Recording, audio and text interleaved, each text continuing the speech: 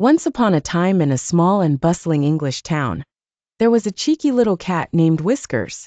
He was as sly as a fox, smarter than your average pet, and known throughout the neighborhood for his heroics, or antics, depending on how you viewed them. Whiskers lived with the Thompson family, who adored him and tolerated his shenanigans with the bemused indulgence that one reserves for children and slightly mad relatives. The Thompsons had a new addition to their family, a plump, giggling baby named Rosie. Rosie was the apple of everyone's eye and Whiskers adored her too. Perhaps it was her chubby fingers, or the way she managed to accidentally fling mashed banana across the kitchen, that endeared her to him. One usual, sunny afternoon, the Thompsons decided to have lunch in their sprawling garden. They placed little Rosie in her pram near the garden table as Mr. Thompson tended to the barbecue. Mrs. Thompson chatted away to her sister, and the aroma of grilled sausages filled the air.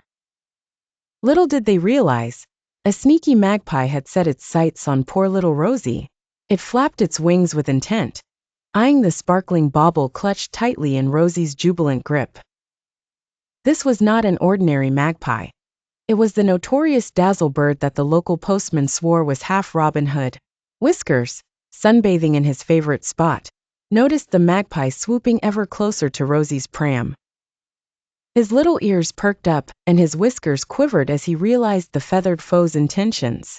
In a swift leap worthy of an Olympian, Whiskers dashed across the garden, tail like a trailing comet, and jumped into the pram just as the magpie reached Rosie.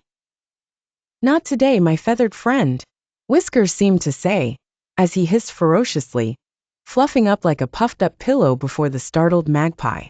The bird, not one for confrontation, flew away with a squawk of displeasure, leaving Rosie blithely unaware of the fracas. Whiskers, like a regal guard, sat next to Rosie's pram, his feline eyes scanning for any more intruders.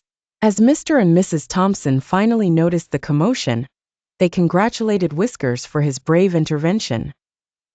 The family knew that having Whiskers around meant having both entertainment and occasionally a heroic protector. And so, Whiskers returned to his sunbathing spot, slightly more proud, and Rosie gurgled happily. It was another sun-dappled day in the Thompson garden with heroics delivered by one small mighty cat.